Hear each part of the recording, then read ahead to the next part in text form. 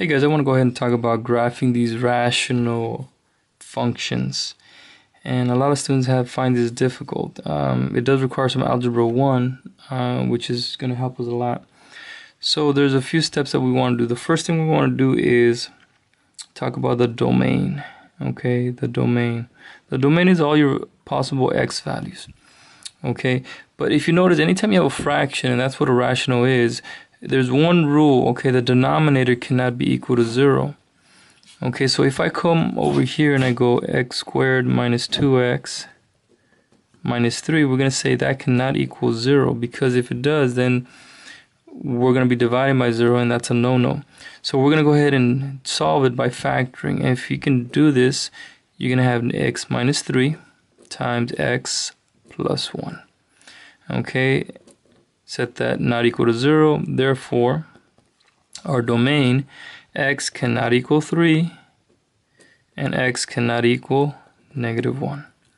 So if the denominator is one of these two values, okay, it's going to make the denominator 0, and therefore it's not part of the domain. So our domain, we can say it's the element, x is the element of all real numbers, but x cannot be equal to 3, or x cannot be equal to negative 1. Okay, and actually there's going to be a little simplification right now. The other thing I tell my students is go ahead and factor, see if you can simplify anything out.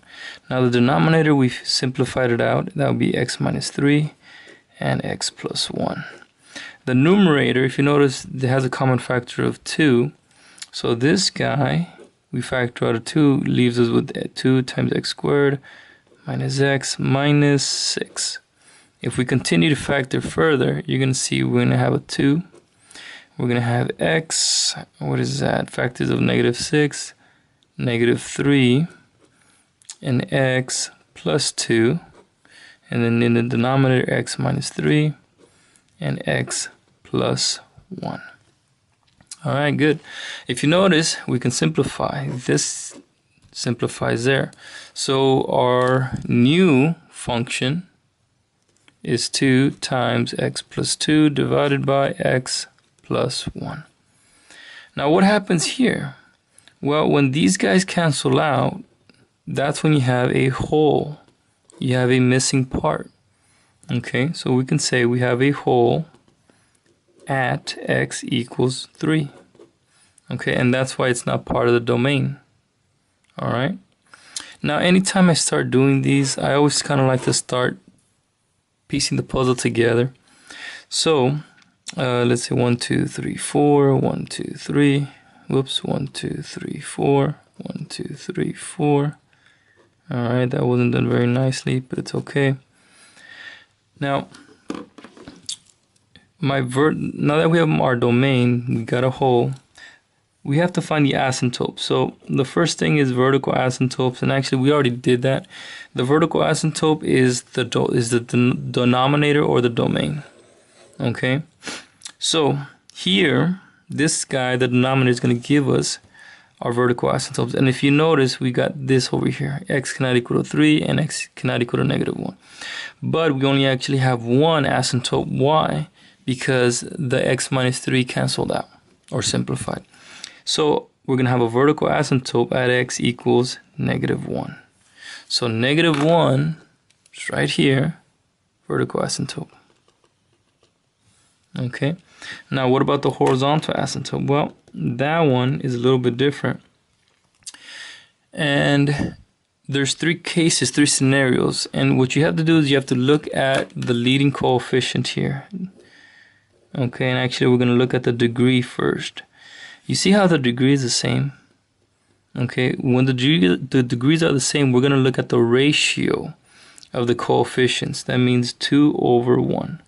So my horizontal asymptote is 2 divided by 1, or y equals positive 2.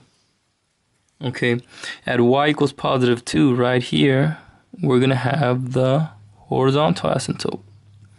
Okay, well, what happens if we have a bigger exponent on the denominator? Okay, so I'll just write it out. If we have a bigger exponent On the bottom, what does that mean? That means the horizontal asymptote is y equals 0. Okay? Think about big on the bottom. When the bottom gets very, very, very big, very, very large, okay, any number divided by a very, very large number approaches 0. Okay, and that's a definition of an asymptote. It's the limit as the number gets very, very large in the denominator. Okay, let's say this was x to the third and this was just x. Well, the bottom gets very large quickly. So if this value gets very large quickly, any number divided by a very, very large number is going to approach 0. And the other one is when, let's say, we have 2x cubed plus, I don't know, x squared plus 1 divided by x plus 2. And if you notice the leading degrees here, 3 and a 1, okay, what are we going to have to do? This guy's going to have a oblique or slant asymptote. Okay, and I can do one of those later. But what you're going to do is you're going to use long division. Long division of polynomials to figure those out. Or sometimes you can use synthetic division if this guy's a binomial. But for today, we're just going to keep it simple. Our horizontal is here, y equals 2. Our vertical, x equals -1. Okay, so we have our domain, we have our whole vertical asymptote, horizontal asymptote.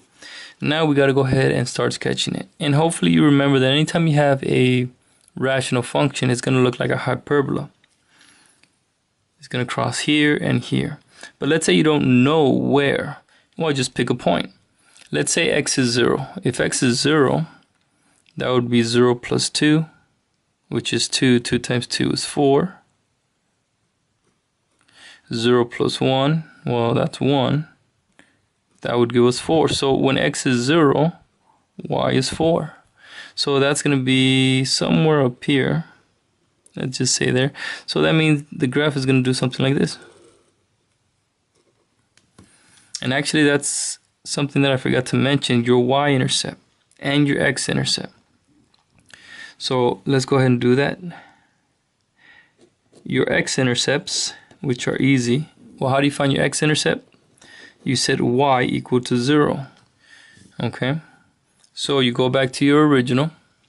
What's my y? This is your y value here. So you have 0 equals, and I'm just going to put this in factored form. 2 times x minus 3 times x plus 2. Okay, this is a 1.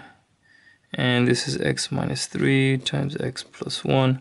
And if you notice, if we're going to go ahead and solve this, you're going to cross multiply. But anything times 0 is 0, so you're left with 0 equals 2 times x minus 3 and x plus 2.